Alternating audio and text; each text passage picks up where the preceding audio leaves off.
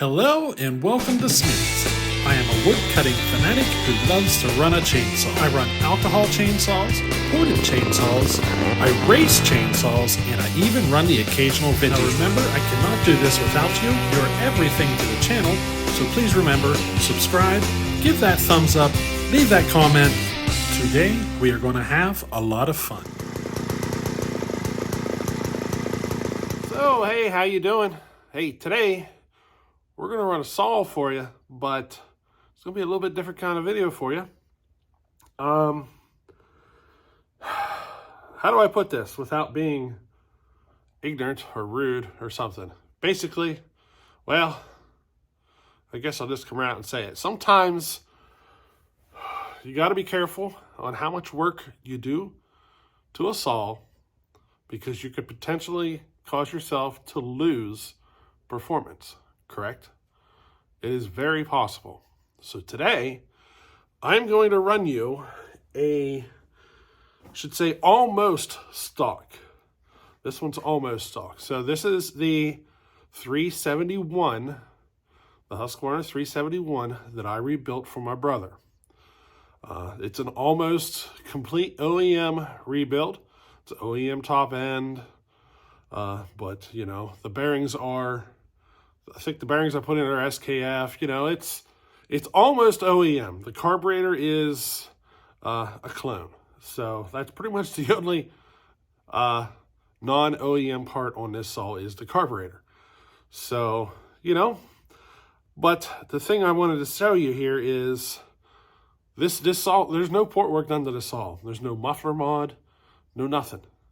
The one modification it has is a base gasket delete, which basically whenever I put the saw together, I didn't use the cylinder base gasket, which, you know, dropped her down just a smidge, a little bit lower on the exhaust roof, a little bit more in the intake timing, you know, things like that.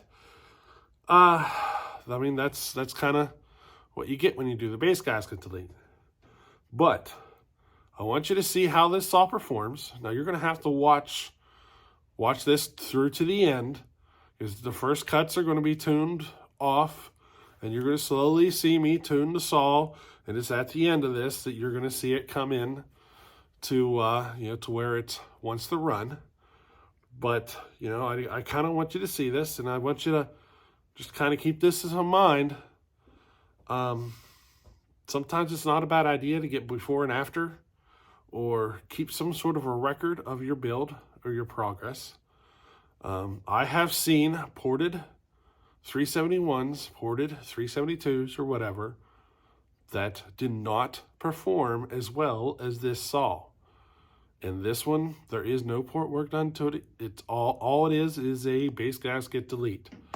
So I just kind of wanted to, you know, just say something to make sure you keep record of your performance gains or losses during your build process. Sometimes it can be humbling, but what you're about to see is pretty close to what a stock 371 would run like. You know, straight out of the box. I mean, this top end on this is OEM and it's brand new. It's not even completely broke in yet. So, you know, it actually should perform just a hair better than this once it's done. But this is really close to what a stock saw is going to run like. And, you know, I do see a lot of stuff put out there that does not run as good as a stock saw. Basically, they do a big muffler mod on it. The saw gets really loud, and it gives you kind of the illusion that it's performing better. And all it is an illusion, because it's just loud. You know what I mean? Some people mistake loud for performance, and that's not always the case. So here you go, a little bit of cutting with this 371, and you know, and this is a good example of what one of these saws actually should run like. Alrighty.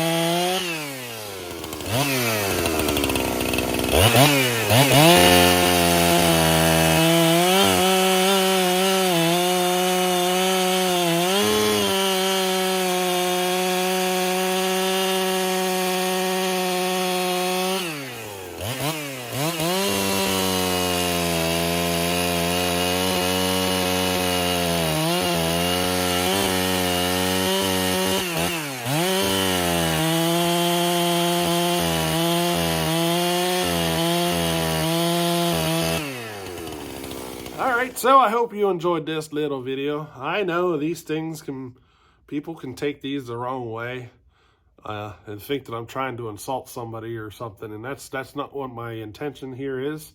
My intention here is to try to raise awareness, to keep record before and after, whatever. Check your times before and after, all sorts of things. Anything you can do to kind of keep track of your performance levels of your saw through, your progress through your stages. Never expect to get it perfect first time out of the gate. Sometimes you got to get in there a couple of times, but I'd like to see more people kind of, keeping track of your performance gains. Don't throw a big muffler mod on it and make it really loud and think it's going to perform a lot better. Because basically all you did was create a loud saw. And you know what I mean? I've seen far too many 371s, 372s and stuff that did not perform at the same level of this saw, and they were technically ported saws. So just do me a favor there, just keep records. Now, if you're looking at your clones and stuff, some of the clones, they don't perform this good in stock form. In fact, you got to actually do work to them just to get them to perform at this level. That's because the OEM builds do, the OEM saws are built a little differently. The specs from the manufacturing are a little bit different, and they do perform a little better. So don't expect your clones to perform at the same level always. Sometimes you got to do work just to get them up to this performance level. So that's another thing we want to keep in mind. But the main reason of this video is just to make you aware and try to get some more people out there keeping track of their performance gains. I've been working on putting a book together for chains. I got to get that next video done. But I'm working on creating a very highly detailed blog of my chain sharpening and what performs better and so forth. And I'd like to see more of that stuff, especially on the saw builds. So, yeah. Now, any of you who are interested in what I might be working on next, I do have the 390 with the 385 top end. I do have that one disassembled at the moment, going through my list of what parts I'm going to gather up. Like this little starter gear needs replaced. You see there's a chunk missing out of it. I'm replacing the coil. I had no air filter with it. I'm working on gathering up parts for that. Just kind of disassembled it so I could get those parts. But check this out. This is the piston. Can you tell? She's severely scored. That's the piston that came out of it. And that is going in the trash can. The cylinder, though, might actually be salvageable. It's a lot of aluminum transfer. I'd have to get some acid in there and see what would happen. See if it would clean up. We might do that in the future. But this cylinder is not going on that saw. This is the one that's going on there. Got the cylinder, the piston, rings, and everything here for a 385. And that's what we're putting on it. That way it will qualify to run in an 85cc class at Sawfest. And that's the whole purpose of this build. But anyway, hey, I hope you enjoyed this little one, and we'll catch you on the next one. Later.